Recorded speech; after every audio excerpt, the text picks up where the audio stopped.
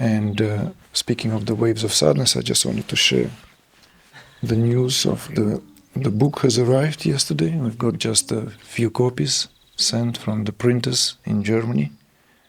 So that's the limited edition of the Camatkāra, the Hidden Path. So a few more copies, a few hundred will be sent to us in the coming days, I believe. So if I'll forget the discourse, I always have something here to open up anywhere.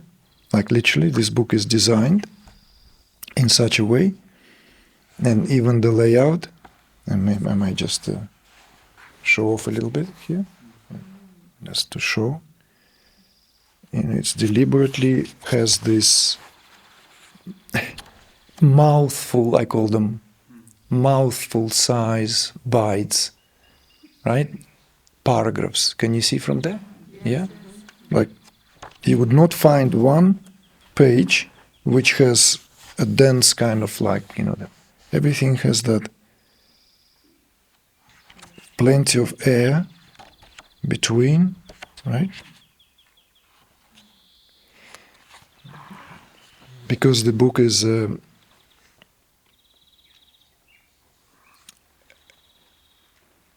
collection of selected discourses delivered over a period of time of approximately 3 years, maybe 3 to 4, which then have been mercilessly further cut down and went through the additional expansion, of course, prior to that turning to the more language appropriate for a printed version. So it's not just complete exposition of the oral expression, which this is based on, and with further expanding on certain topics. So that's kind of a concise, slim summary of my life's, my life. As simple as that. And it felt appropriate to share this as that passion, and as well as appeal to the artist within, everyone who is willing to tap into that sacred potential that I hold the view here is what really the whole life is about. The whole life is here so that we partake directly in creation as creators. So it's a kind of dedicated to the artist within each and every one of you. So like the summary. But of course it's also filled with what necessitated to bring the platform. So it has the philosophical expositions, but really in a nutshell, right? Like really kind of sushi style, the rolls style, like I love that Japanese way of eating. At times it just feels the best way. It's never like something is filled on your plate and then you have to eat it, or just you take a mouthful, you enjoy it, dip it in soy sauce, next one to follow.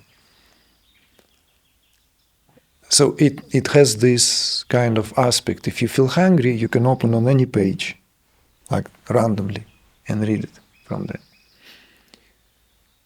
So some philosophical discourses made really available, deliberately brought it to the level of accessible prose, whilst at the same time paying respect to the great tradition.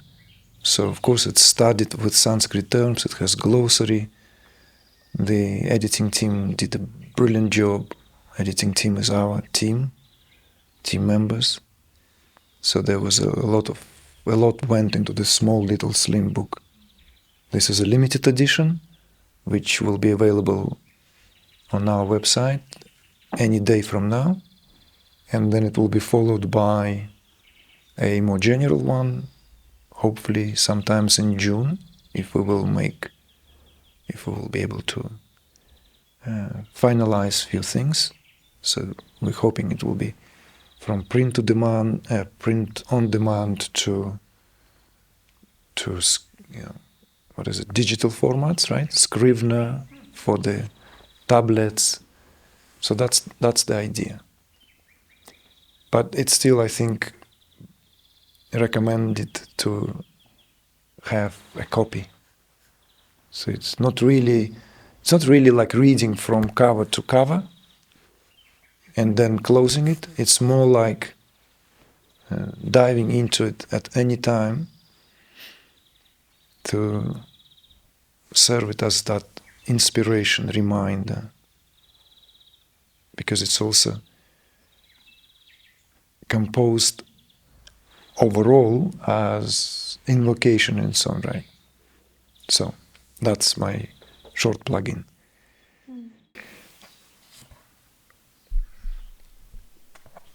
Find what you love and let that become your obsession. Be taken over by that quality. That possession is a quality of your awareness. Invoke the essence of beauty as the goddess there waiting to be uncovered. Let her take you over. Every cell, every fiber, be the worshipper. Worship her in everything, in every way, so that life is no longer life. Life becomes nothing that one can call life but an act of worship. Let the essence of beauty take you over, gradually, and then suddenly. Let it ravish you.